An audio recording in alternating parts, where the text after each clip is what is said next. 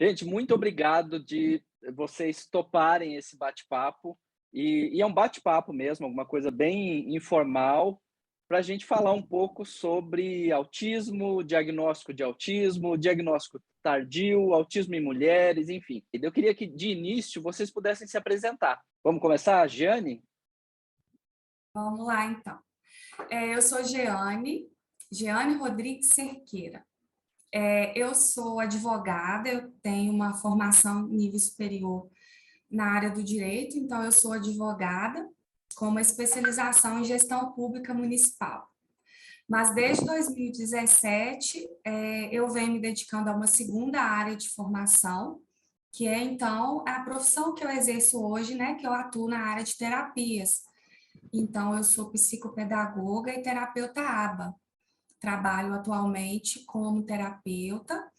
A maior parte dos meus atendimentos pacientes são crianças, adolescentes e agora também adultos, que eu vou iniciar um trabalho com adultos, são autistas, né? Até porque eu procuro fazer um atendimento especializado para o autismo mesmo. E aí eu trabalho com clínica, em consultório também, atendimentos online. E o meu diagnóstico de autismo, ele veio ano passado, aos 36 anos, em abril do ano passado. Eu passei por um processo de investigação que durou cerca de um ano. Então, eu passei por avaliação com duas psicólogas, uma terapeuta ocupacional, e depois, por último, né, com um psiquiatra, que confirmou o diagnóstico de autismo e também algumas hipóteses diagnósticas que eu tinha, né, de comorbidades também, que o diagnóstico das comorbidades veio antes e depois a gente conseguiu finalizar com o autismo em abril do ano passado. Legal, perfeito. Grazi, para a gente seguir a ordem desalfabética que eu já comecei, é a sua vez. Eu sou a Grazi, meu nome completo é Graziele Gomes Carvalho de Oliveira. Atualmente, eu sou do lar, né? Trabalho muito, mas também sou pastora, atuo como pastora, né? Eu descobri meu diagnóstico também recentemente, em setembro do ano passado, aos 42 anos.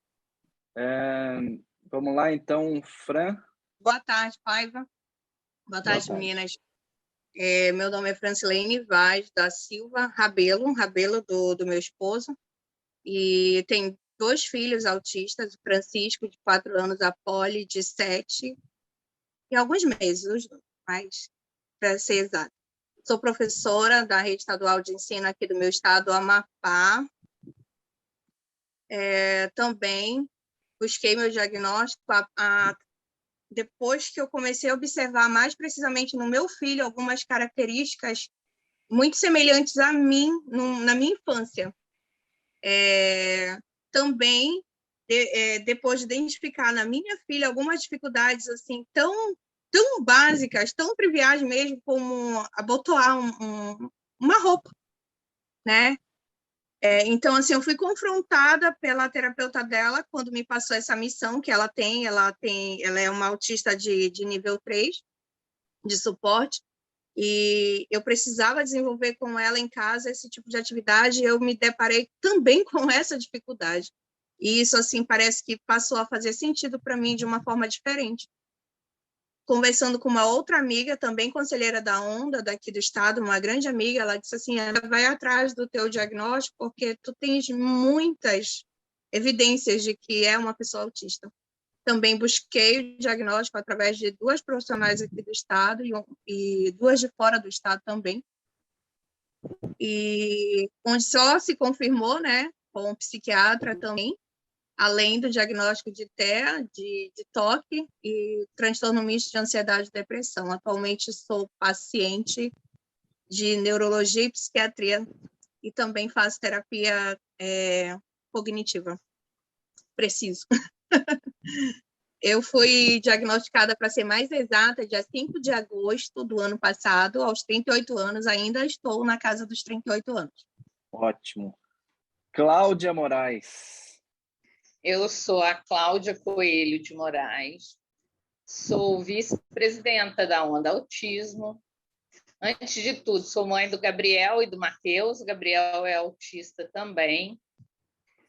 Sou professora especialista em pré-escola, sou pedagoga, sou especialista no ensino estruturado para autistas, sou mestranda em educação, finalizando o curso para formação de professores, sou palestrante, sou escritora e sou autista. Meu diagnóstico também aconteceu em setembro, eu e a Grazi buscamos praticamente na mesma época, e fui diagnosticada como autista nível 1, mas com suspeita de TDAH. Aí, fazendo os testes, eu descobri que eu tenho também dupla excepcionalidade. Eu não tenho TDAH, mas eu tenho superdotação. Também faço tratamento com neuropsiquiatra e terapia cognitivo-comportamental. Fui diagnosticada aos 56 anos. Ótimo. E hoje está com 57. Fiz aniversário. Só para constar. Eu sabia, mas era só para constar. Gente, então todo mundo aí recebeu um diagnóstico muito recente, né? E foi assim, uma descoberta, eu imagino, né, na vida de cada uma de vocês, cada uma à sua maneira, né? Mas eu queria que vocês pudessem dizer, principalmente, qual foi o impacto disso na vida de vocês, o que mudou, o que impactou, e eu acho que ainda está impactando em muitas de vocês, por ser muito recente, mas qual foi o maior impacto que vocês perceberam? Cláudia, o que para você foi aí a grande mudança depois de você saber desse diagnóstico? Olha, para mim, o grande impacto foi a superdotação, que eu não esperava e tenho. E também outro impacto foi perceber que as características que eu achava que me tornavam uma pessoa excêntrica, e eu adorava ser excêntrica, na realidade são características de autismo e que eu não tinha percebido, apesar de ser uma especialista. E isso chama a atenção da gente para o quanto o diagnóstico do autismo feminino é difícil e, às vezes, complicado. Desde quando você está nesse mundo do autismo, Cláudia, nesse universo, e conhece o autismo? Há 30 anos. Em algum desses momentos você chegou a desconfiar, falar assim, será que eu sou autista? Eu achava que eu estava no fenótipo ampliado, que é quando um familiar tem as características, mas que não fecha quadro. E depois de um episódio de crises de enxaqueca, de ansiedade e depressão, e todo mundo falando para eu buscar o diagnóstico, porque isso também se dá em mulheres com autismo, foi que eu resolvi realmente tenho. Agora, igual você falou, a gente está ainda nesse momento de transição e descobrindo, né, todos os dias. Você viu a irritação do começo, e isso aí a gente já pode colocar como uma característica, né? Que agora eu me permito, né? Porque antes eu não me permitia. Agora você faz sentido a coisa e você encara de uma maneira diferente, né, Cláudia? Sim. Francilene, para você, qual foi aí o maior impacto? Nossa, eu até gostaria de ler para ti o texto que a gente escreveu, que vai ser um texto do nosso projeto, né, das mulheres autistas, da Onda, que vai ser lançado. O diagnóstico na fase adulta tem duas vertentes, liberta e pune. Liberta no sentido literal mesmo, afinal, só quem é livre pode escolher ser quem é. E é assim que nós nos sentimos, livres para sermos quem somos. Pune, pois a sociedade ainda não está preparada para aquilo que considera novo. E olha, estamos falando de autistas adultas, contém ironias. Os julgamentos são reais, tanto quanto as indagações, dúvidas e questionamentos acerca do nosso diagnóstico.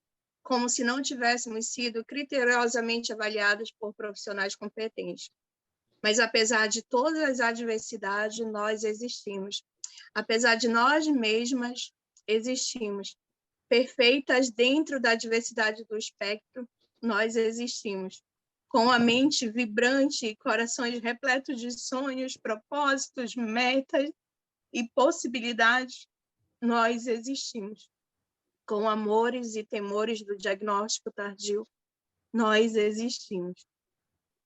Então, para mim, o diagnóstico tardio, ele foi como uma virada de chave, onde tudo passou a fazer sentido. Tudo aquilo, como a Cláudia disse, que era tão estranho, né? A gente se achava, se culpava, se automutilava por dentro, porque as pessoas não podiam ver mães, né? Antes de nós éramos só mães que cuidavam dos seus filhos autistas. A gente precisava ter uma boa aparência, ter um autocontrole diante das pessoas, uma cobrança de sempre estar bem para cuidar dos nossos filhos, eles acima de qualquer coisa. E a gente se escondia, mascarava a nossa essência. Eu tinha muitas crises de automutilação, principalmente por dentro da região da minha boca. E nas minhas unhas também sofriam muito. Tentei suicídio também 2 vezes, tentando me entender. Até que compartilhei com a Cláudia, bem no comecinho, essa dificuldade, e ela me colocou no grupo onde já estava ela e a Jeane e a Grazi. E, para mim, ali foi o início de um processo de cura. E, logo em seguida, através do projeto da Onda, do Te Acolher, da questão do autoconhecimento, da autoestima, do amor próprio, do autocuidado, entender que para eu estar bem, para cuidar para os meus filhos estarem bem, eu preciso estar bem primeiro, que eu precisava resgatar esse amor próprio, precisava resgatar aquilo que eu era, não precisava esconder quem eu era, esse meu jeito, né, que é intenso de ser. Eu não precisava mascarar nada, eu só precisava me aceitar. E tudo começou com esse agrupamento, né? Esse termo surgiu a partir de uma conversa com a Júlia. Ela que nos designou a nossa união de agrupamento. Por isso eu fiz questão de colocar num texto. Começou com esse agrupamento que me resgatou mesmo, me fez entender que eu não estava sozinha, que de outros cantos do país tinham pessoas também pela mesma situação que eu, com os mesmos enfrentamentos que eu, e principalmente lutando pela autoaceitação, que era o mais difícil. Como que a gente estava tão envolvida com a causa que não percebeu que nós mesmas estávamos dentro do espectro. E o que a Cláudia falou é verdade, são critérios que a gente não consegue mensurar, mesmo estando tão ativamente ligada à causa do autismo. No meu caso, foi preciso chamar meus pais para o processo de avaliação, o meu esposo também, para eu perceber coisas que eu faço rotineiramente e nem me dava conta. Por exemplo, se eu puder ter a mesma camisa de cores diferentes, para mim é maravilhoso. A coisa que eu mais amo é o uniforme, que eu não preciso estar me preocupando com sapatos do mesmo modelo, só que com cores diferentes. Eu nunca tenho sapato com... Não tinha sapato com cadastros até depois da terapia, né?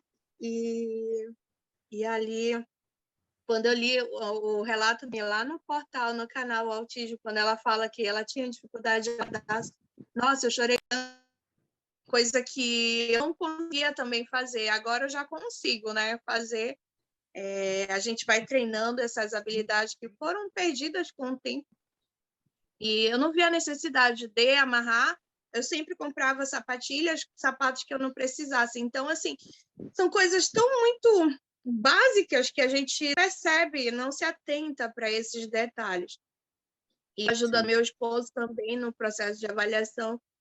Eu identifico tanta coisa de comida, de preferir sempre as mesmas comidas, coisas de alimentos que eu mesma tenho que preparar, a questão do toque, né, da rotina, essa questão da Cláudia, só que eu já aprendi a me controlar mais que ela, né?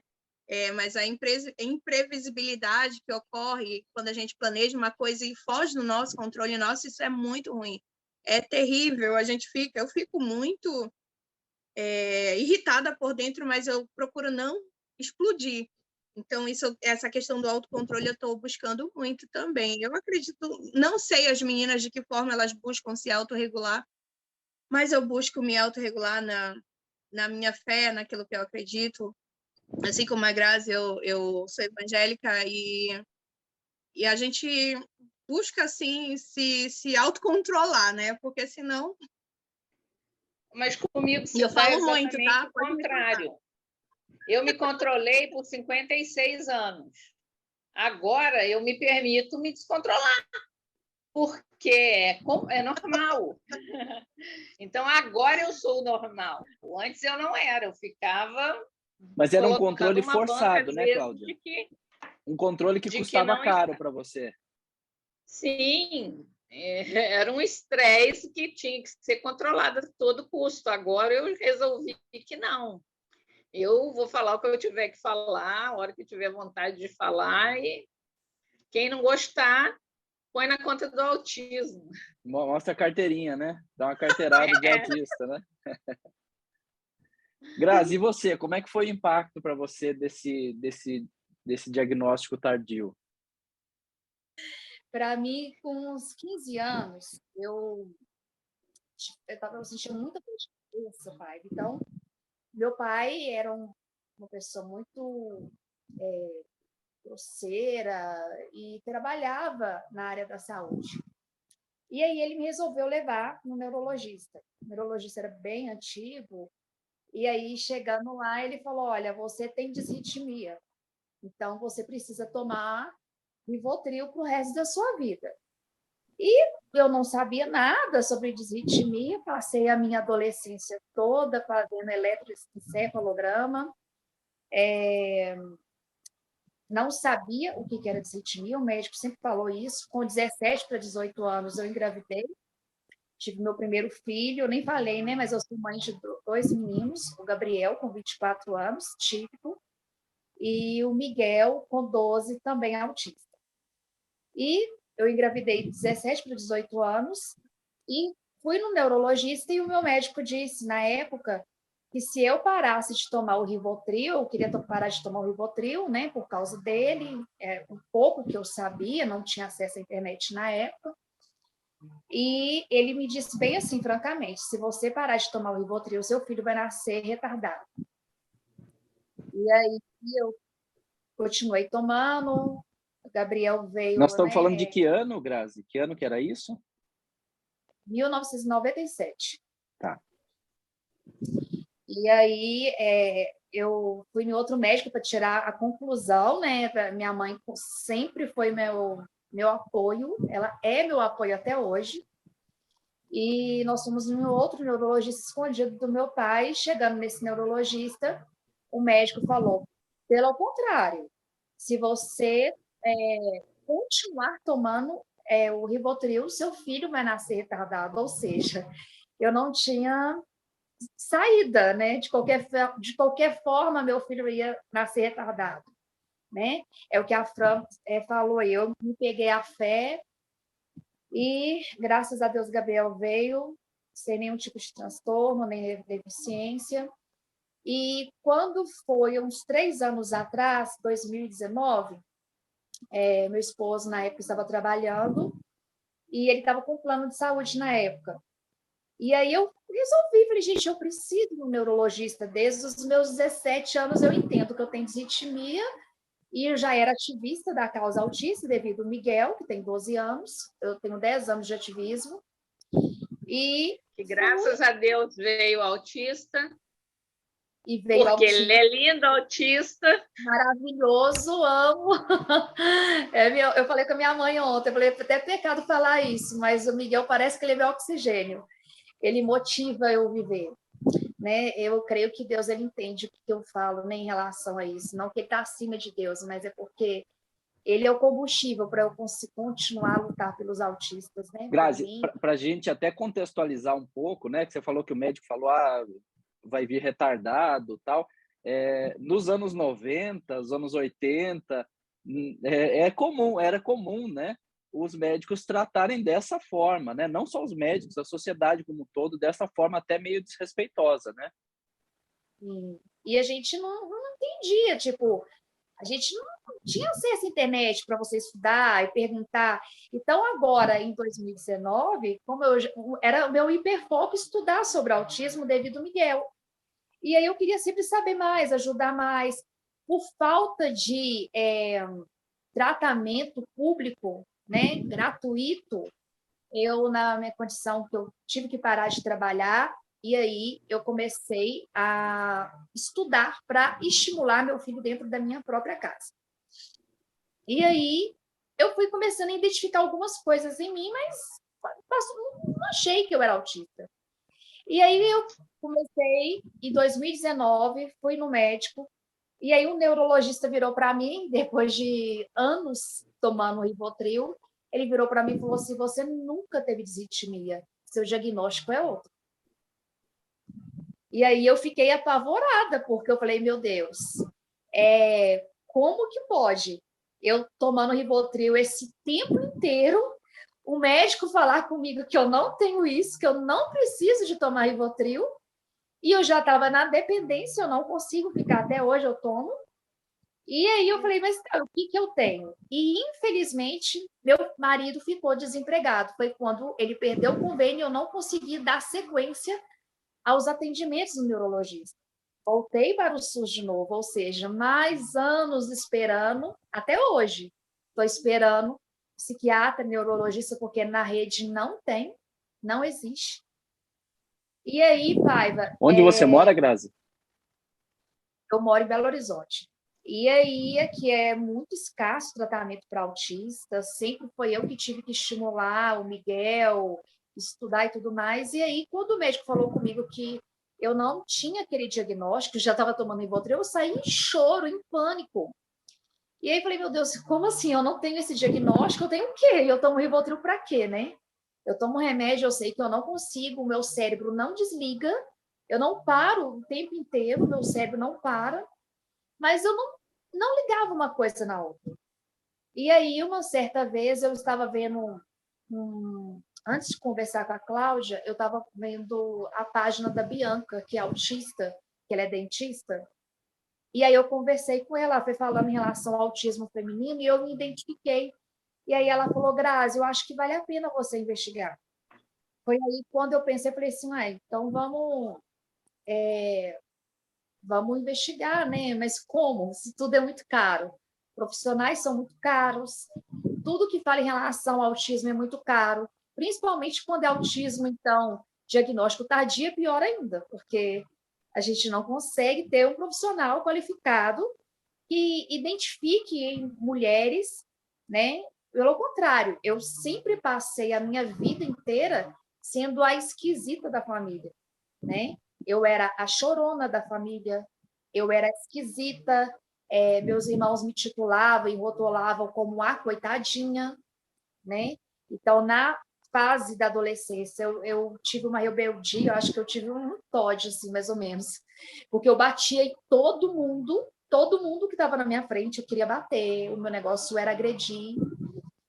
E com isso tudo, depois que eu voltei, né, agora em 2019 para cá, conversei com o Bianca e comecei a conversar com a Cláudia. E aí falei com a Cláudia, falei, Cláudia, eu acho que você é autista. Eu falei com ela, falei a ela, sério, Grazi? Eu falei assim, sério, eu acho que você é autista, não tem condição. Assim, na lata. Na lata. Aí ela me mandou 2 louvores. E um deles, eu falei para ela, eu não consegui ouvir. A senhora, ela canta muito fino e muito alto. Dói no ouvido. Aí ela virou e falou assim, eu acho que você é autista. E ela até hoje tem essas questões sensoriais muito apuradas nela, muito gritante até hoje. Só não consegue fazer amizade com algumas pessoas que têm voz fina. Então, Grazi, ela não você hoje está consegue. cobrando quanto para dar diagnóstico para as pessoas? Brincadeira, brincadeira, brincadeira. Mas eu acabei que eu acertei. Aí depois, logo, conversei com a Cláudia, a Jeane, a gente já fazia parte, né? Nós somos conselheiras estaduais da Onda. E aí a Jeane foi descobrir o diagnóstico dela. E aí eu comecei a conversar com a Jeane. Falei, amiga, eu preciso conversar com você, porque o meu diagnóstico, eu tenho. Aí ela teve um tempo para mim, ela me atendeu. A gente passou um bom tempo conversando. E, por coincidência, a Jeane tem uma história muito parecida com a minha em relação à questão da disritmia também. E aí ela falou, Grazi, eu acabei de ser diagnosticada como autista. Não, estou em avaliação. E eu acho que eu sou autista também. E aí ela conseguiu o diagnóstico dela, só que, Paiva, aí eu falei, Jane, que ótimo, eu acho que eu sou autista, então eu vou conseguir o diagnóstico rápido. Só que é o que eu falei, no sistema, né, no SUS, não existe médico qualificado. Aqui, eu falo em BH, um médico qualificado, ele te cobra R$ 1.000 para você ter uma consulta. Uma consulta. E aí eu fiz uma live com uma neuropsicóloga, ela é mestrada em autismo, mãe de autista, de uma menina autista. E aí eu estava na minha casa e minha mãe na casa dela. E quando acabou a live, eu desci e fui para a casa da minha mãe. Cheguei lá e falei, mãe, e aí, você gostou da live? Ela falou, ela estava muito assustada. E eu falei, mãe, foi ruim tanta live assim? Ela falou, não, minha filha, tudo que aquela médica falou, eu estou muito assustada. Eu falei assim, mas o que foi? Ela é tão boa, ela explicou tão bem, explanou o autismo tão bem. Aí ela foi e me disse, falou assim, minha filha, ela fez eu voltar lá atrás quando você era pequenininha. Você começou a andar com 4 anos, você falou com 4 anos, aí vem aquelas questões culturais, que, né, naquela época, mas você falou com 4 anos, porque sua tataravó também falou com 4 anos. Você andou com... Você nem... Aí ela foi, eu sentei, comecei a conversar com a minha mãe, fazendo ela voltar, né, aquilo que ela lembrava de mim. E aí ela falou, minha filha, você não dormia à noite, você balançava para lá e para cá em pé no berço, era a noite inteira, você só dormia no dia de manhã. Então, essas coisas, todos os anos, eu conversando com Giane, com Cláudia, aí Deus é tão maravilhoso, colocou essa Cláudia na minha vida como uma madrinha, uma amiga, assim, uma amiga de coração mesmo. E aí ela e Giane me deram muita força de tudo aquilo que eu já tinha relatado, as questões das características que eu apresentava. E aí a Cláudia falou assim, você falou que eu sou autista, mas eu acho que você é autista também, então vou fazer a sua avaliação. E aí ela conseguiu marcar uma avaliação para mim, e na hora dos testes, né, eu não consegui resolver um dos testes, o primeiro foi muito difícil. O segundo, que era para aplicar, eu não estava conseguindo resolver. E aí a Cláudia me auxiliou nessa hora, ela foi colocando o contexto das perguntas, quer dizer, eu precisei, necessitei de um apoio, né, para eu também A receber o meu Cláudia foi diagnóstico. quase a sua mediadora ali, né? Isso, ela foi essa mediadora, né, que eu precisava de fazer esse teste, só que no primeiro teste, a psiquiatra já virou para mim e falou assim, Grazi, eu estava muito ansiosa. Eu falei, doutora, eu preciso saber desse diagnóstico, porque eu tenho anos com o diagnóstico errado, tomando medicação errada. Eu preciso saber quem que eu sou, assim, entender, compreender, né, sobre eu mesma. E aí ela falou, Grazi, você vai fazer o outro teste por questões, né, de protocolo mesmo, mas no primeiro já deu autismo. E aí, Paiva, para mim, por incrível que pareça, foi libertador.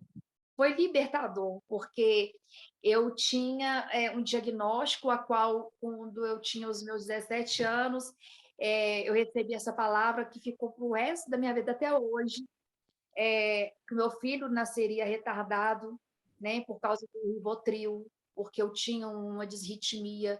E aí, logo depois, eu comecei a entender, né, que todas as características que eu apresentava não era de uma disritmia, era de uma autista. E eu procurei outros médicos aqui, como eu falei, pela rede, pelo SUS, e aí o último médico foi em 3, e aí o último médico falou comigo, você não pode ser autista, porque você olha nos olhos. E aí, Paíba, eu fiquei com muita raiva. A questão do controle que a Fran falou, e a Cláudia, eu que não tinha diagnóstico, eu falei que eu vou jogar na cara dele. Mas eu fiquei com tanta raiva, que eu falei, como assim você não conhece sobre autismo? Você acha que todo autista não olha nos olhos, que todo autista não conversa? Você tem um conceito em autismo padronizado, e não é isso. Aí você está me apontando. Eu falei, pronto, agora eu sou Todd também. E aí eu falei assim, gente, como que falta, né, o conhecimento. E numa certa vez, eu voltei lá e falei com ele, falei, doutor, aqui, deu autismo, tá, meu diagnóstico? Mas foi assim, aí eu fiz o teste, o segundo deu autismo, né, o nível de suporte 1, mas eu creio que acho que o meu nível de suporte seja 2. Às vezes eu peço muito para as meninas que tem coisas que eu não compreendo em relação à comunicação, às vezes eu me desorganizo mesmo aqui dentro de casa, aquilo que a Fran falou em relação a cores, né? Eu gosto tudo muito organizado, o meu guarda-roupa tem que ser amarelo com amarelo, azul com azul, branco com branco, preto com preto. Eu não gosto de lava vasilha. Para mim é o fim do mundo, literalmente. Parece que é tão bobo para o outro. Mas se lava vasilha e faz assim, aquela esticada com a mão que alguém sai espirrando em vez de limpar a mão no pano, para mim, eu ver aquelas gotículas de água no chão, para mim é o fim do mundo. Eu tenho trabalhado muito em relação a isso comigo, porque essas questões de, acho que é baixa unidade de frustração, né, Jeane, que fala, e aí eu tinha muito isso em mim, né, essa baixa unidade de frustração. E eu fui trabalhando eu mesma, tentando regular isso mesmo, essa autorregulação. Então, foi assim, para mim, o diagnóstico foi libertador, porque eu era rotulada, que eu era chata, que eu era a preferidinha da minha mãe, né? E hoje, você tem um exemplo, no Natal, vou encerrar, tá, gente? Mas no Natal agora, a gente teve que passar o Natal na casa da sogra da minha irmã. E aí a gente entrou nesse contexto em relação ao autismo. E aí eu fui falar para a sogra dela, a gente tem uma relação muito boa. Eu falei assim, olha, Simone, eu sinceramente eu estou aqui em consideração a vocês, porque a minha vontade era estar na minha casa, eu não queria estar aqui não, tá? Então eu pude ser aquilo, sem ser falta de educação, mas aquilo que realmente eu estava sentindo, sem precisar de mascarar. E aí eles compreenderam, falou, não, Grazi, eu entendo. Então, assim, graças a Deus, a educação aqui na minha família é muito boa. Eles compreenderam, né, que a diferente daqui de casa é autista. Igual a Cláudia, você então agora você dá umas carteiradas, assim, fala, ó, eu sou autista. Antes de você entrar aqui na reunião, eu estava falando com as meninas. Ontem mesmo eu fui pagar uma conta na lotérica, e aí eu falei assim, gente, foi aquilo que eu vi o Fábio e a Cláudia fazendo podcast ontem, a questão das carteiradas, eu falei assim, gente, hoje se eu tiver que entrar numa lotérica, numa fila de supermercado, e alguém olhar torto para mim, eu ficava com medo, por causa do Miguel, e olha que o Miguel tem direito. Hoje são 2. Então, eu entro na carteirada, e se alguém falar, eu sou autista. Então, eu não me preocupo mais, porque as pessoas têm que quebrar esse estereótipo de olhar e pensar que a pessoa com deficiência é aquela que não tem uma perna, é aquela que anda com bengala ou tem uma cadeira de rodas. Elas têm que quebrar esses mitos, né? Sem dúvida. Jeane, e você? Como é que foi aí o impacto desse diagnóstico tardio para você? Olha, Paiva, para mim, eu usei essa mesma expressão que a Grazi usou agora e eu uso sempre, que foi muito libertador. Porque eu tive vários diagnósticos errados, né, ao longo da vida. Na minha pré-adolescência, eu tive algumas crises mais potencializadas mesmo, o que fez a minha mãe ficar preocupada, me levar no neurologista, e ele me deu um diagnóstico também errado de disritmia, né? E eu tomei uma medicação fortíssima, que Mas, me causou caramba, muito que confusão prejuízo. é essa de disritmia com autismo? Vocês duas. Sim, eu e Graça tivemos essa mesma situação aí, terrível, né? E E você consegue aí, entender por quê?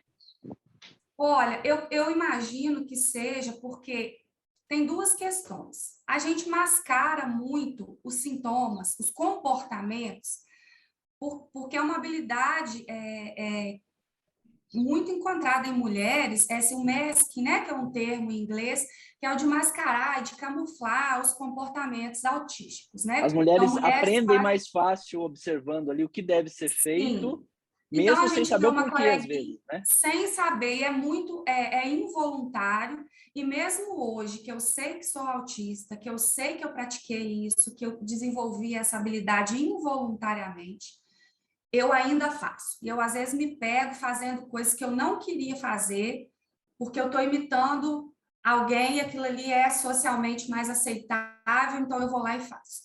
Então, mulheres têm esse comportamento. Então, isso dificulta muito a identificação do autismo, né? Essa habilidade triste que nós temos de mascarar esses comportamentos. Então, eu acredito que isso dificulte. E aí, o que os médicos conseguem ver é aquilo que está visível e que a gente reclama que não tem como esconder, que são os sintomas, uma enxaqueca, uma crise de pânico, uma tontura, uma vertigem. Aí vem esses sintomas muito físicos que a gente acaba não tendo controle sobre eles, e aí a gente chega nos médicos, e no meu caso, da Grazi, coincidiu de ser interpretado ali como uma disritmia, né?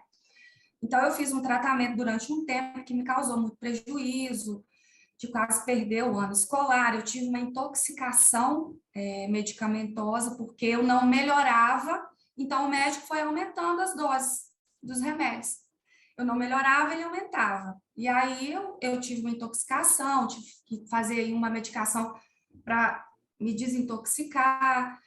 E aí depois fui no outro médico, aí já não, é labirintite, aí depois no outro é fibromialgia. Em cada especialista que eu ia, dentro da área dele, ele tentava encontrar uma resposta, né, para o que eu apresentava.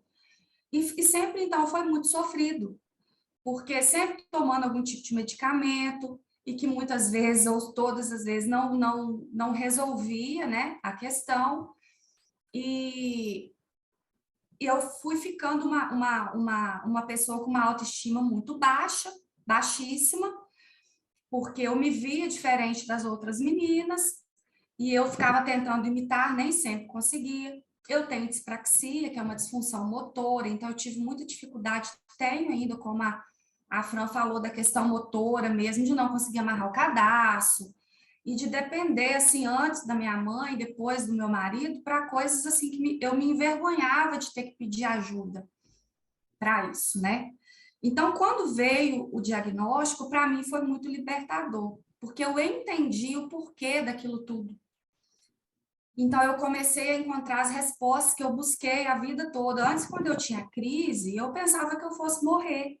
Eu entrava em desespero, eu não conseguia entender o porquê de todas aquelas sensações, e os médicos também não conseguiam, porque cada um falava uma coisa, e eu pensava, eu vou morrer. Eu falava, às vezes, eu me lembro na adolescência, eu falava, mãe, eu acho que eu tenho pouco tempo de vida, eu não vou viver muito, porque ninguém descobre o que eu tenho. E eu passava muito mal. Então, assim, passava mal na escola, passava mal em aniversários, em festas onde tinha muita gente. E aí um falava, deve ser a pressão que baixou, deve ser a glicose que baixou, dá comida para ela, bota sal debaixo da língua. Porque eles achavam que era alguma, mas eram as pessoas, era o tumulto, que eu não conseguia, e hoje também não consigo. Mas hoje, com o diagnóstico, eu sei que eu não me exponho a determinadas situações, porque eu sei que aquilo vai me fazer mal. Antes eu ia e me forçava a ficar. Então, É quando uma veio o espécie de um diagnóstico, cansaço social ou um cansaço sensorial que é muito difícil de ser sim, explicado até, não é? Eu imagino. muito difícil, muito difícil. Então, a gente tem essa ressaca social, né? Então, eu consigo socializar e interagir socialmente muito bem. Quem olha de fora pensa que está tudo tranquilo. mas eu tenho depois a ressaca social, né? Então, eu passo muito mal. Então, em épocas de estágio, por exemplo, que tinha que fazer um atendimento ao público, quando as crises vinham, eu entrava para o banheiro, fechava a porta e me deitava no chão do banheiro, com a luz do banheiro apagada, para eu me regular. E aí eu ficava ali no banheiro até a crise melhorar, para eu voltar como se nada tivesse acontecido, porque eu não me dava ao direito de falar que eu estava passando mal, porque eu também não conseguia explicar direito o que estava acontecendo. Então, sempre foi assim. Quando criança, o banheiro sempre foi meu refúgio. Eu começava a brincar, tinha reunião de família, almoço, aquela coisa de muita gente. Eu começava a ficar cansada, o corpo pesado, eu já não dava conta de entender o que estava acontecendo. Eu ia para o banheiro, ficava lá no escuro. Aí eles começavam a se preocupar que eu estava demorando, pediam para eu abrir. E aí eu ficava lá apertando a ponta dos dedos, que é uma coisa que eu faço até hoje para me regular, ou retirando, que é uma autolesão, né, que eu faço, de lesão cutânea, de retirar as pés. Eu estou esses dias ansiosa por conta dessa entrevista, eu estou com as pontas dos dedos todas machucadas, porque eu me lesiono. Mas hoje eu entendo por que que eu faço isso. Então, antes eu achava que eu era muito estranha, por que que eu fazia isso, escondia dos outros. Então, o diagnóstico, para mim, ele foi libertador. Ele foi libertador. Hoje eu tenho resposta para tudo, eu me respeito mais, eu me poupo mais. Então, eu explico para as pessoas hoje quando eu estou tendo uma crise, quando eu preciso me afastar. Então, para mim, o diagnóstico assim, foi liberdade. Ele foi realmente muito libertador. Muito bom. E aí, a Fran, principalmente, mencionou ali o projeto dentro da Onda Autismo, e aí eu queria que vocês pudessem falar um pouquinho disso. O que que é esse projeto, como chama, quando vai estar ativo, né? Vai estar criado, o que que as pessoas podem esperar disso? Quem pode falar um pouco? Quer falar, Cláudia? O projeto é apresentar mulheres autistas. Nós existimos, né? Nós existimos. O objetivo do projeto, a Cláudia depois vai dar um apanhado mais geral mesmo sobre o projeto, mas o objetivo do projeto é exatamente esse: incentivar mulheres autistas adultas, né? Que estão aí no processo de autoaceitação, aí atrás do diagnóstico mesmo tardio. A se conhecer, a buscar o diagnóstico, a buscar a terapia, a buscar ajuda. E através do Conselho da Onda, todas nós somos, né, conselheiras da Onda, promover esse projeto a nível nacional, quem sabe até, né, internacionalmente falando, uma vez que o nosso conselho ele tem também em outros países, representação em outros países, a gente quer divulgar, quer que outras mulheres encontrem em nós, através de nós, apesar de nós, o acolhimento que muitas nós tivemos no início. De repente, esse diagnóstico era para ter ocorrido lá atrás.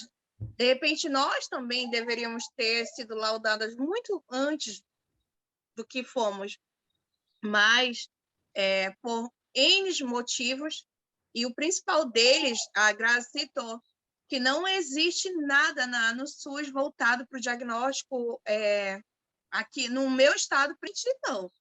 Né? No SUS, na rede pública de saúde, voltado para esse diagnóstico, que são as avaliações com neuropsicólogos, psiquiatras, neurologistas, psicólogos. Assim, não temos assim profissionais da área, psicólogos atendendo nas unidades básicas de saúde, mas não com um foco voltado para esse diagnóstico tardio, para o diagnóstico de uma pessoa adulta, né? Até mesmo para adolescente. Tanto é que depois do diagnóstico, Paiva, de agosto, eu só consegui falar novamente, só consegui falar abertamente, além dos meus familiares, sobre o diagnóstico, quando nós nos vimos aqui no nosso estado diante da necessidade de promover manifestação cobrando por médicos e terapeutas. Eu te agradeço muitíssimo pelas divulgações das nossas manifestações aqui no nosso estado, que para a gente assim foi fundamental para o nosso movimento ganhar força. Eu vi a necessidade de falar abertamente Foi o diagnóstico quando a gente começou a organizar a manifestação, cobrando por médicos e terapeutas aqui na rede estadual. Estávamos cobrando o diagnóstico tardio, né, diagnóstico precoce e médicos e terapeutas, porque hoje nós conseguimos, através da telemedicina, mas e depois? O que é que a gente faz com aquele laudo, né? Os pais também ficam perdidos, e aí a necessidade também de fazer parte de uma ONG, né, também, da qual sou vice-presidenta. O presidente é uma pessoa autista que tem 2 filhos. Então, assim, são muitas demandas, né, que a gente se vê inserido para cobrar, para fazer valer os nossos direitos.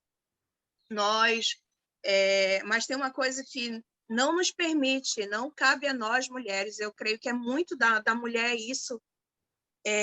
Tem o tempo do choro, de chorar, lamentar, ter as crises de raiva, jogar tudo para cima, mas, assim, logo em seguida a gente consegue dar essa volta por cima, né? Se aliviar, né, da tensão e continuar lutando. E assim que a gente fez, através das nossas dores, a gente pegou aquilo que para nós era um motivo de inquietude, de descontentamento, de adversidade, e transformamos num projeto, né? Que até então seria um projeto, um braço do Ter Colher, que já é um projeto da Onda que já existe, né? Que eu vou deixar a Cláudia falar agora, porque ela vai falar com mais propriedade do Ter Colher, porque foi algo que nasceu no coração dela. Esse grupo nacional é um grupo de WhatsApp onde mulheres de várias partes do país, de todos os cantos do país, dentro desse grupo de WhatsApp, tem mediação com psicólogos, né? Temos a Liz, que está desde o início, a Lisiane Silveira, que é a nossa psicóloga desde o início do projeto, que faz essa mediação, esse acolhimento a essas mulheres que estão ali, que muitas delas, inclusive eu, quando ingressaram no grupo, no projeto, tinham esquecido de se olhar no espelho, né? De se autovalorizar.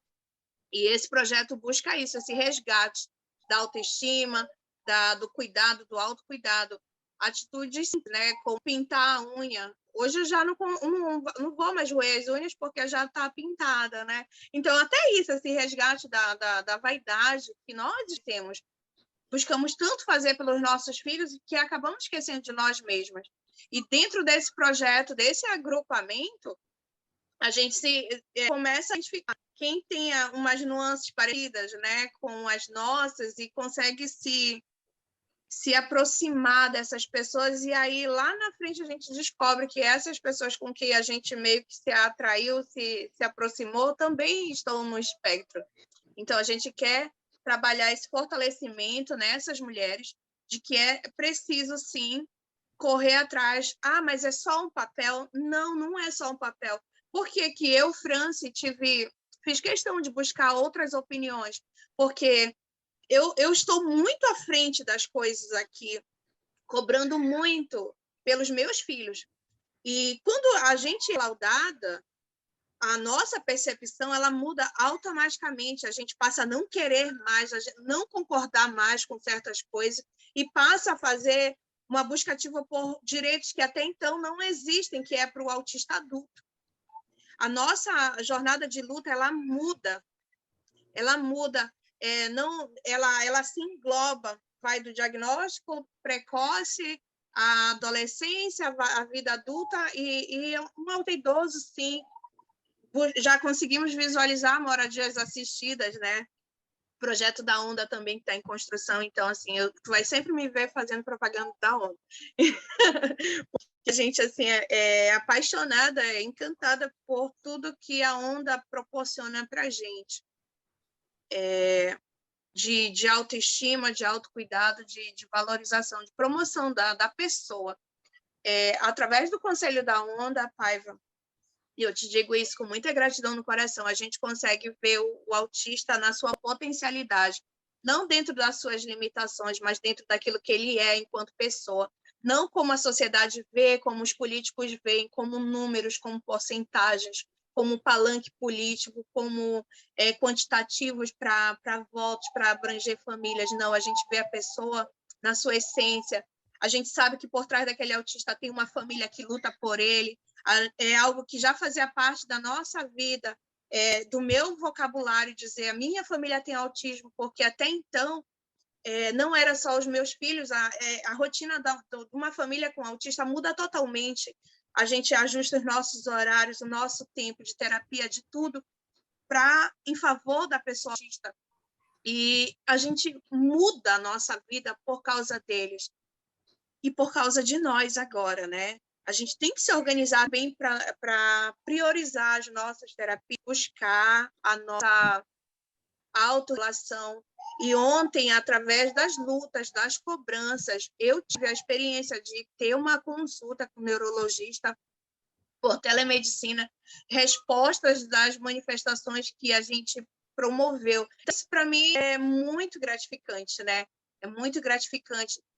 Às vezes a pessoa olha, poxa, mas compartilhou lá sobre... Tem tanta coisa para compartilhar, vai compartilhar lá na revista, no canal, sobre manifestações, mas você não sabe quanto você promoveu para o nosso estado ganhos com aquelas divulgações. Como deu visibilidade a nível mundial às publicações daquela manifestação. E eu sei que eu não vou ter palavras suficientes para te agradecer, tá? Muito obrigada. Todas as edições a gente recebe através do nosso conselheiro da Onda, Lucivaldo. Não sei se você conhece por Lucivaldo, por Bolinha, né? Pelos dois nomes. A gente coleciona isso aqui, que eu acho que é uma característica também de autista, colecionar coisas, e a gente quer colecionar vitórias dentro desse projeto das mulheres, de apresentar. Esse projeto ele vem com tudo. Ações de várias demandas, assim, nossa, do pai, velho ali, assim, o projeto ele é maravilhoso demais. A gente fica muito encantado de poder pegar aquilo que nos causava dor e conseguir transformar. Eu precisei de meses para falar abertamente sobre o meu diagnóstico. Eu não sei as meninas, mas hoje eu consigo falar abertamente, né? E as pessoas tentarem validar, eu tenho 4 laudos para apresentar. 4 avaliações. Eu ainda não falei abertamente, porque eu estava esperando a exclusividade da entrevista da revista Autismo. Olha aí! Olha só que honra! A partir de hoje à noite eu já vou falar abertamente. Que honra, ela falou isso mesmo. Ela falou isso mesmo, pai. Ela falou assim: eu só vou falar porque eu sou autista depois da entrevista. Ela falou, promessa. É verdade. Ele é meu chefe. Se eu não der esse spoiler para ele... Mas deixa eu falar um pouquinho do Te Apresentar. Vai lá, Cláudia. Claro. Só deixar claro aqui, eu conheço a Cláudia desde 2009, que foi quando eu suspeitei que o meu filho tinha autismo. A gente participava de um grupo de e-mail, na época que não tinha rede social nenhuma, né, Cláudia? Era por e-mail mesmo os grupos. E então uma amizade de muito tempo atrás aí. Então, aí eu tenho que dar exclusividade do diagnóstico, tem jeito. Nada mais justo. Olha, o que elas falaram aí tem tudo que ser reiterado, né?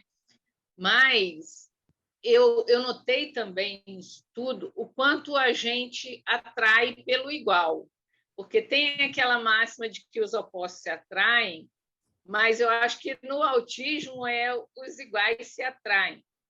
Você viu que a Grazi falou que começou comigo, a Fran falou que começou comigo, a Jeane também. A Jeane estava, inclusive, num outro tipo de trabalho. Aí a gente conversou, ela acabou vindo para a Onda. E outra pessoa que me deu o diagnóstico antes até da Grazi foi o Luiz, que é autista também, e eu ia desabafar muito com ele o meu estresse, porque era esse negócio de que eu tinha que mascarar. Então, eu falava tudo com ele, depois eu ia resolver as questões, desestressado.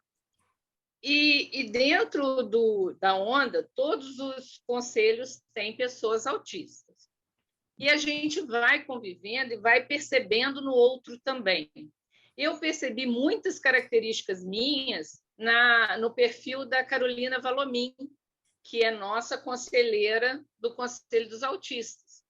E comecei a levar mais a sério até pelas mesmas coisas que ela sentia: fibromialgia, depressão, ansiedade, todas essas características do autismo feminino. Mas vamos lá. O Te Acolher é um projeto para mulheres e mães. Então, nós buscamos acolhimento, empreendedorismo e autoestima. São as coisas que a gente mais trabalha nesse projeto. A partir do diagnóstico das 4 aqui, nós percebemos que poderemos estar no Te Acolher, mas a gente já tem demandas diferentes. E as mulheres, muito menos acesso a diagnóstico.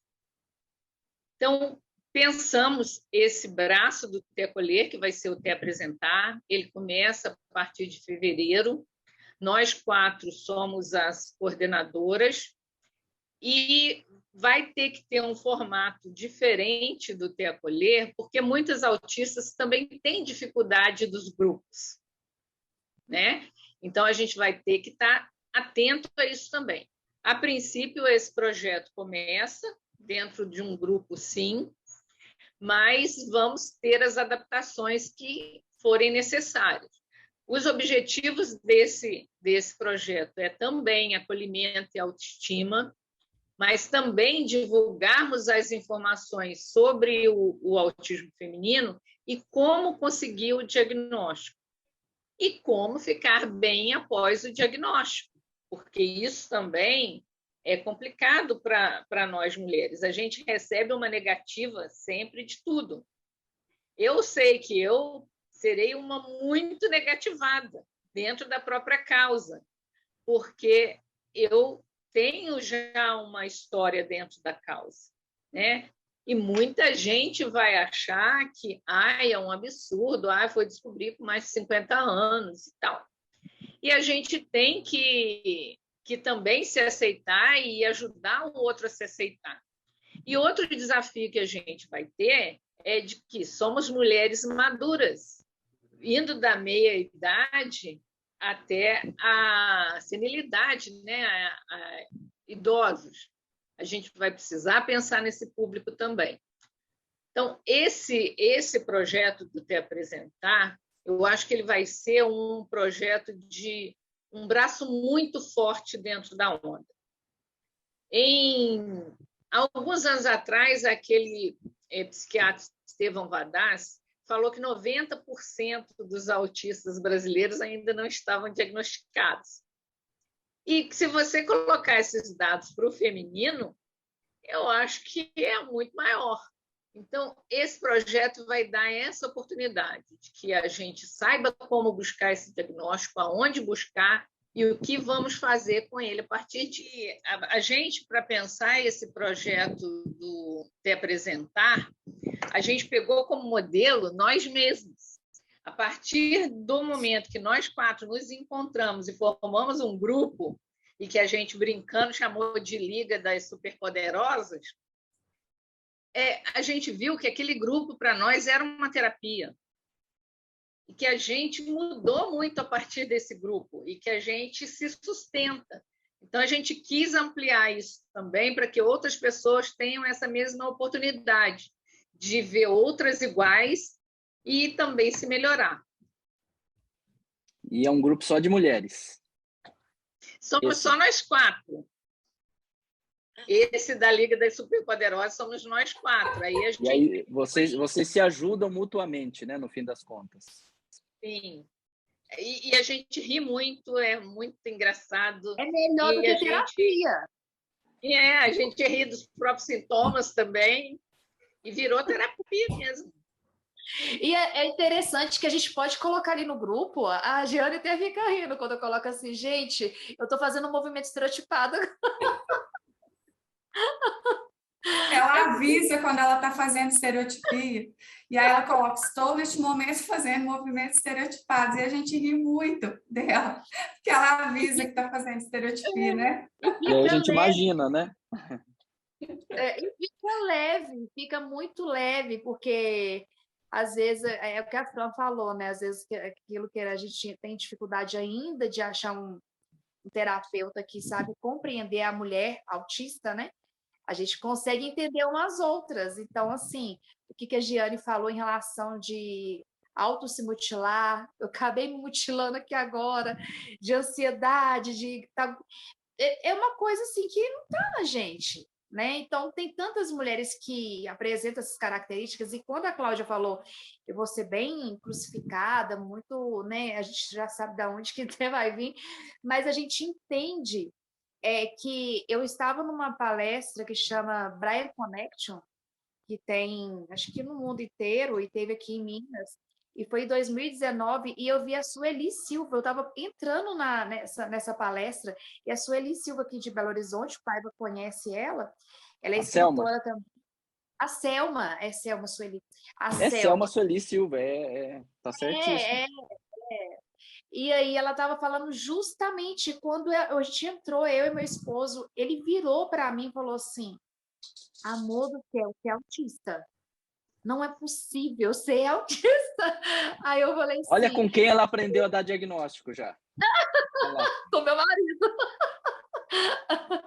E aí eu falei assim, gente, mas tudo que ela estava falando lá era muito parecido comigo, não era completamente eu, mas nós temos autistas aí da meia-idade para cima, e o nosso grupo, a intenção é isso, é de trazer essas mulheres que têm vergonha de falar sobre o diagnóstico, trazer essas mulheres para perto e de falar com elas que a gente compreende, né? E que tá tudo bem, que ela vai ser respeitada nesse grupo, nesse projeto. E eu creio, assim, piamente, que depois que esse projeto for lançado, através dos nossos trabalhos realizados através das redes sociais, eu creio que muitas mulheres vão nos procurar para relatar as questões dos sintomas mesmo, e que, olha, eu sinto isso também, será que eu sou autista? Né? E lógico, né, todo mundo vai ser autista, mas é claro que tem algumas mulheres que não são compreendidas e foram taxadas como nós quatro, como as depressivas, como as mulheres que têm fibromialgia, e nunca foram tratadas por questões sensoriais, porque isso não tem na rede. Então, vai ser bacana esse projeto, que vai abrir o leque para muitas mulheres que ainda, infelizmente, não sabem o que elas têm, quem que elas são, né? O projeto de vocês é super importante.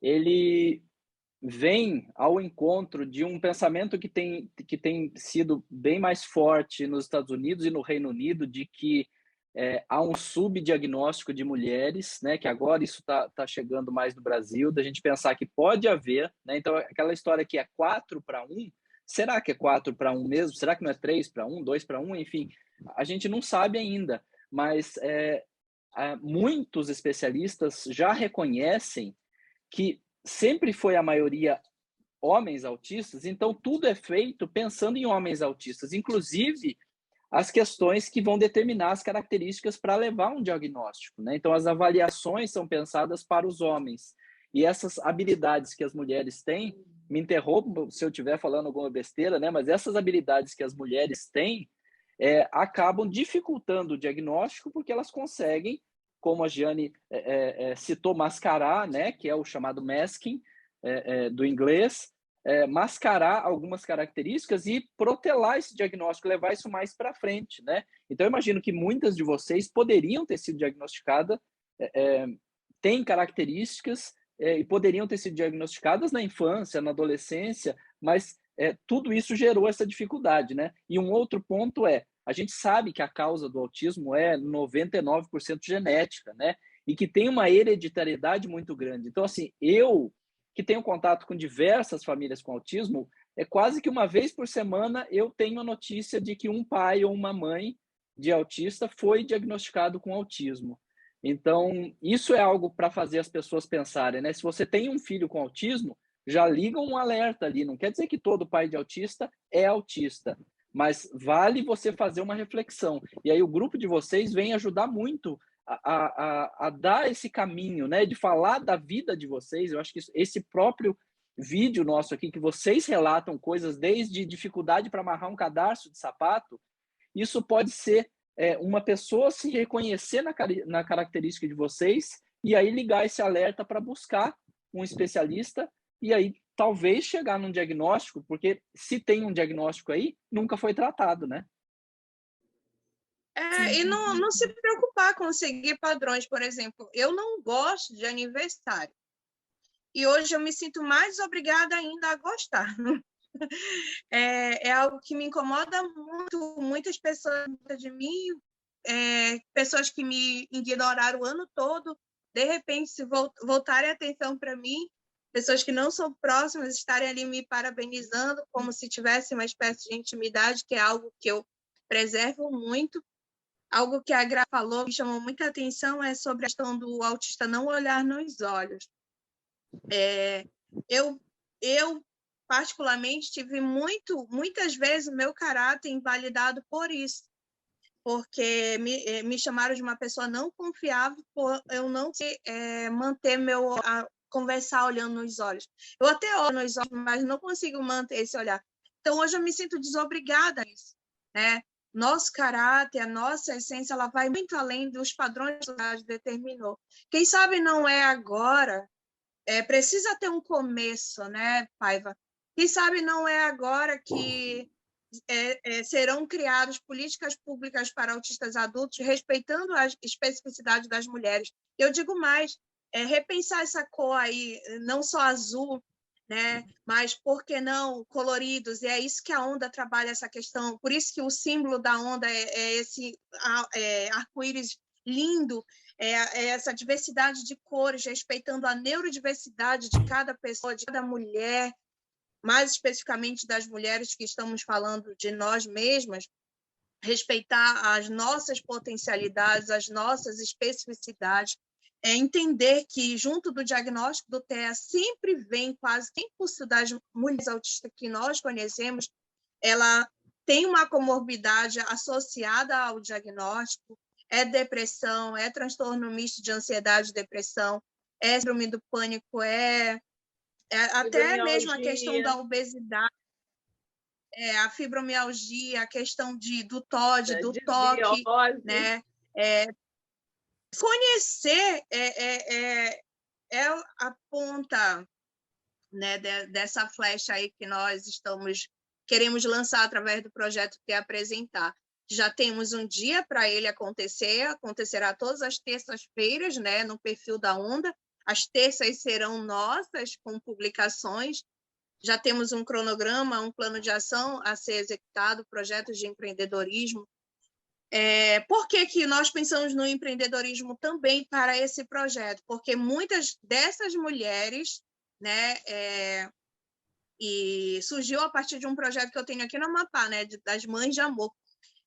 A maioria das mulheres daqui do meu estado, mais de 90% delas tiveram que abandonar o emprego fixo para cuidar dos filhos, por não ter condições de manter uma empregada, uma pessoa para ajudar com essa pessoa autista, não só criança, mas adolescente e adulto, né?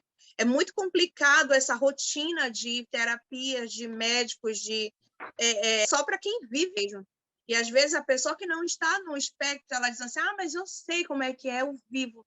Não, até que você tenha, seja tutor legal de uma pessoa autista, até que você saiba o que é não dormir por dias seguidos com filhos em crise, até que você viva essa realidade, você não pode dizer que você tem empatia, que você sabe o que é uma realidade de uma casa de um autista.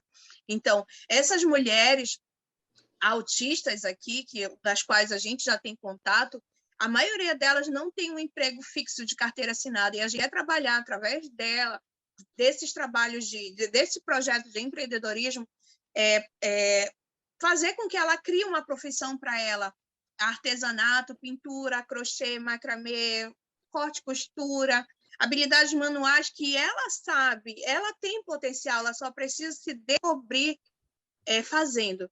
E a gente vai dar esses caminhos para elas, muitas alternativas para que elas se descubram dentro de uma habilidade que muitas estão adormecidas para esse talento que eu sei que todas têm. A questão das manualidades, para mim, chegou como uma terapia, né? E eu fui fazendo uma coisa, fazendo outra, e descobri que eu tenho habilidade para esse ramo do artesanato. E eu comecei a trabalhar isso não só para mim, para o meu bem-estar, mas para outras mães daqui do meu estado. E a gente começou a desenvolver esse projeto de empreendedorismo com essas mães, ensinando essas mães a fazerem laços, a costurar, a cozinhar, né? E a gente só vai sistematizar aquilo que a gente já faz de uma forma muito, de que forma eu posso falar? Muito artesanal, não sei, mas a gente vai buscar parcerias junto ao Sebrae, promover feiras das mulheres autistas, para elas apresentarem seus produtos, os seus serviços. Então, vai ser uma realidade. Já estamos, a partir da outra semana que nós já vamos ter o primeiro encontro com 2 associações daqui de Santana, município e daqui de Macapá, onde eu moro, das mães já produzindo, já fazendo e já como um projeto piloto para apresentar. Quando o nosso projeto acontecer, a gente já tem um trabalho para mostrar de que forma vai acontecer. Temos mulheres que são maquiadoras, são cozinheiras, são manipuladoras de alimentos, manipulam alimentos dentro de escolas, dentro da própria casa mesmo, né? E a gente vai fazer esse agrupamento dessas mães, dessas mulheres autistas, e tornar público essas ações, e todas vão entender que elas podem sim fazer algo dentro do seu próprio lar, né?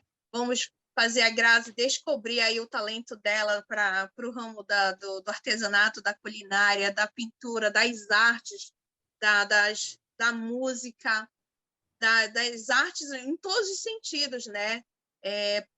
Fazer com que essa mulher ela entenda que ela tem um potencial. Ela tem um potencial. As pessoas também precisam ver que o autismo ele não é só crise. Eu tenho um negócio para falar para o não Paiva. é só luta. Vou falar. Oi. Vale? Fala, Cláudia. Não, vocês estão falando e eu vou ouvindo por um ouvido e pensando em outras coisas. A Onda ela se destacou por ter o primeiro autista presidente, né, de uma associação que agora já é a maior do E agora Brasil. tem a vice também, né? Aí agora tem a vice. Muita representatividade isso aí, né? Viu, Paiva? Mais uma pessoa, mais um furo de reportagem. Mais uma informação. Eu queria falar uma coisa. Diga, Gê. Aí você ainda tem que escrever assim, ó, a vice mais linda do Brasil. Então, não aceito menos, agora não aceito menos. E a mais modesta também. Contém ironia. Fala, eu queria falar, Paiva, a gente já está caminhando mais para o final, né? Mas só complementar o que as meninas falaram sobre o projeto, um dos objetivos do projeto que eu quero reforçar é a questão do diagnóstico. Isso que você falou é muito importante. Os critérios diagnósticos, eles são pensados para um público masculino, considerando que o que nós temos hoje de referência é essa média aí de que a maioria dos autistas são homens, né? Então,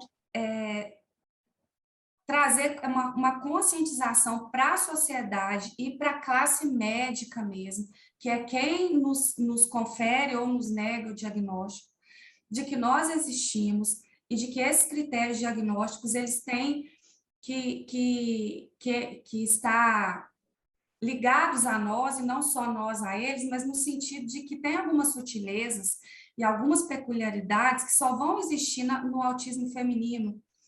Então, que eles precisam estar atentos aos detalhes quando vão nos avaliar. Eu falei que eu passei pelo processo de diagnóstico durante 1 ano, mas não foi um ano fácil. Os primeiros profissionais que me avaliaram, eles me disseram que eu não poderia ser autista porque eu era muito inteligente, porque eu me casei e porque eu dava conta de cuidar do meu filho. Então, existe um capacitismo absurdo. Então, você absurdo. ou tem o laudo ou tem a certidão de casamento, é isso? As duas coisas são impossíveis. Sim, nós tivemos, né, um caso recente, inclusive, de uma profissional, uma médica, que disse que era impossível um autista conseguir casar com o filho, agora uma de tirar a carteira e tudo, né? Então, assim, autismo não é sinônimo de burrice ou de alguma deficiência cognitiva, né? Autistas são, sim, pessoas capazes, dentro das suas limitações, obviamente, mas somos capazes, nós mulheres somos capazes, sim. Então, não é critério diagnóstico para você ser autista ou não, você não poder realizar determinadas coisas. Então, o objetivo do projeto é levar essa conscientização à sociedade, mas também aos profissionais, que são os responsáveis por nos avaliar, que são os responsáveis por nos dar ou nos negar o diagnóstico. E nós estamos hoje utilizando cores, a Graça está de amarelo, Cláudio roxo, a Fran azul e eu rosa, porque nós escolhemos cores para representar o nosso projeto, a nossa logomarca, ela vai ter cores variadas para a gente mostrar que o autismo ele é colorido, ele não é só azul, né? Então, ele é colorido, nós somos coloridos em tudo, e existe essa diversidade também dentro da neurodiversidade, da atipicidade, da nossa neurodivergência. Então, nós colocamos muitas cores para que a sociedade também entenda que mulheres autistas existem, que independente do gênero e de como você se define, nós podemos sim ser capazes e aí a gente quer levar bastante cor aí com o projeto também e conscientização, não só da sociedade, mas dos profissionais também, que precisam nos entender um pouco melhor. Muito bom, gente. Olha, eu estou super feliz com esse nosso papo. E eu sei que esse papo, eu quero agradecer vocês. Muitas vezes a gente entrevista alguém e a gente agradece porque a pessoa dedicou aquele tempo.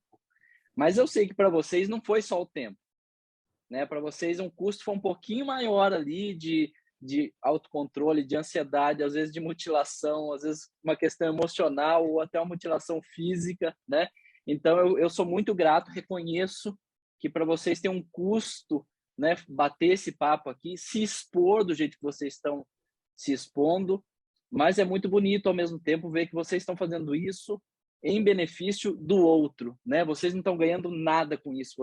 O único benefício é vocês poderem se mostrar para que o outro veja em você. Poxa, pode ser que eu também seja autista, eu também passei por essas dificuldades, eu também tive essa vida, né? Com essas dificuldades, com essas barreiras, venci até aqui e a vida pode ser mais fácil depois de um diagnóstico, como vocês todas relataram, né?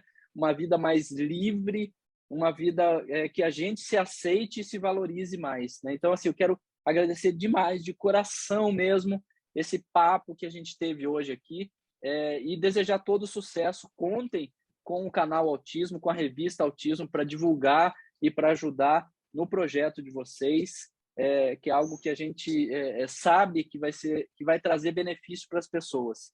E é nisso que a gente sempre está engajado, né? Em tentar trazer benefício em prol da pessoa com autismo de um modo geral, desse ecossistema todo. Então, contem conosco e sucesso e mais sucesso é o que eu posso desejar para vocês todas aí, não só com esse projeto, mas na vida pessoal de vocês também. Super obrigado.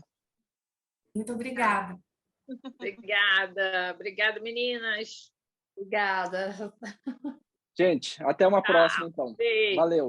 Até a próxima. Até a Obrigada. próxima, gente. Valeu. Tchau. Tchau.